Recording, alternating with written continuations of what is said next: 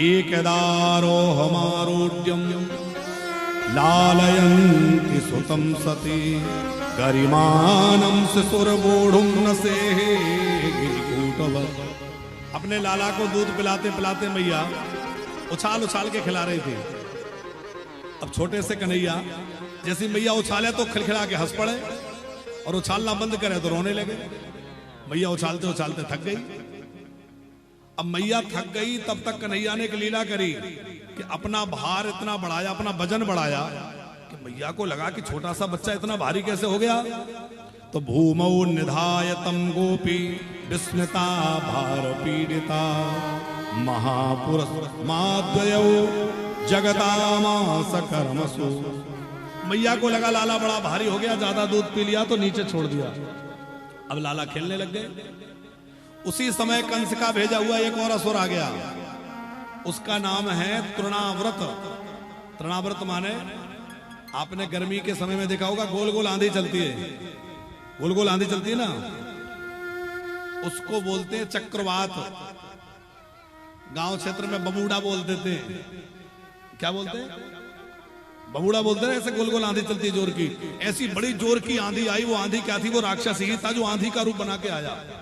चक्रवात की तरह जोर से आंधी चलने लगी। इतनी धूल उड़ी कि सबकी आंखों में धूल घुस गई, किसी को कुछ दिख नहीं रहा था। और उसी का लाभ उठा के वो असुर कन्हैया को लेके उड़ गया। अब कन्हैया जोर से हंस रहे हैं कि मैया थोड़ा थोड़ा उछाल रही थी, ये बढ़िया हुआ राक्षस दूर तक ले जाए, ऊपर तक दिखाएगा। सब गलियां देख लूंगा, माखन चुरा के किधर भागना है, कहां से निकलने का रास्ता है, कहां से घुसने का रास्ता है, सब पता चल जाएगा ना। लाला बड़े प्रसन्न थे।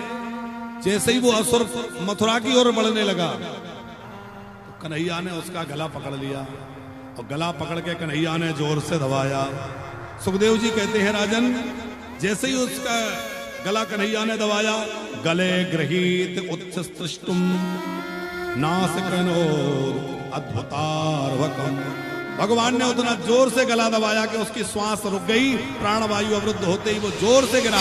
धड़ाम से गिरते ही प्राण निकल गए और देवता जय जयकार करने लगे। बोलो बाल कृष्ण लाल की जय।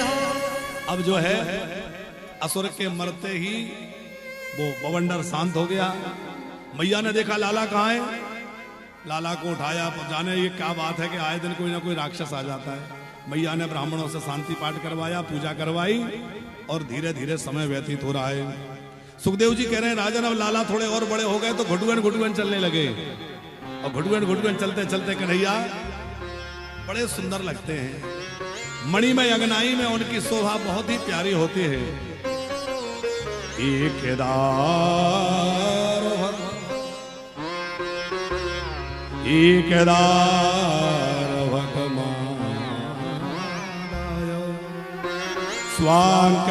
स्वांकमारोप्य भामनि प्रश्नुतं पायामास स्तनं स्नेह परिप्लुता।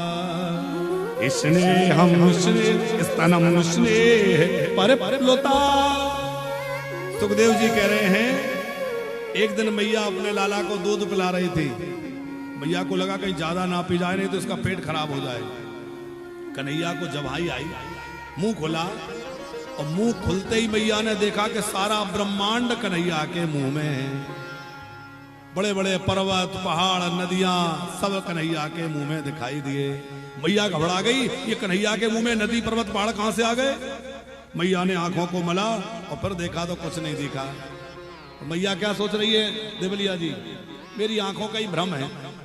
पर ये आंखों का भ्रम नहीं है।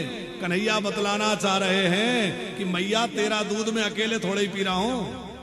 अरे मेरे उदर में जितने ब्रह्मांड हैं सारे ब्रह्मांड के जीव तेरे दूध से तृप्त हो रहे हैं। अरे मैया, अच्छा दूसरा ब्रह्मांड क्यों दिखाया? मैया मेरे पेट खराब होने की चिंता मत कर, मेरा पेट छोटा सा नहीं है, देख मेरा पेट कितना बड़ा है। भगवान ने सारा ब्रह्मांड दिखला दिया। अब वो आगे आगे बलराम भैया, पीछे पीछे कन्हैया जब चलते हैं तो उनका प्रतिबिंब जो है वो चारों ओर पड़ता है। उस प्रतिबिंब को देख देख कर कन्हैया को लगता है ये कोई दूसरा बालक आ गया, तो उसके पास पहुंच जाते हैं, उससे बातें करने लग जाते हैं। बड़ी अद्भुत शोभा होती है।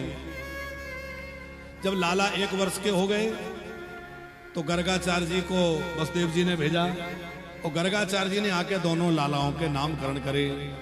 तो रोहिणी नंदन का नाम बलराम रखा और यशोदा नंदन का नाम श्री कृष्ण रखा। बोले कृष्ण कन्हैया लाल की। गर्गाचार्य जी बोले मैया तेरा ये लाला हर एक युग में आता है, कभी श्वेत वर्ण, कभी पीत वर्ण, कभी रक्त वर्ण। अब इस बार काला बन के आया है तो इसका नाम भी मैं रखता हूं श्री कृष्ण। नामकरण हो गया। प्राज्ञं वसुदेवस्य क्वचिज्जातस्तवात्मजा वासुदेवोऽयते श्रीमान् विज्ञः संप्रचक्षते। मैया तुम्हारे इस लाला के कभी वसुदेव नंदन भी बन गए, इसलिए इनका एक नाम श्रीमान वासुदेव भी होगा। और मैया तेरे लाला के हजारों नाम होंगे। बहूनि सन्ति नामानि रूपानि च सुतस्यते।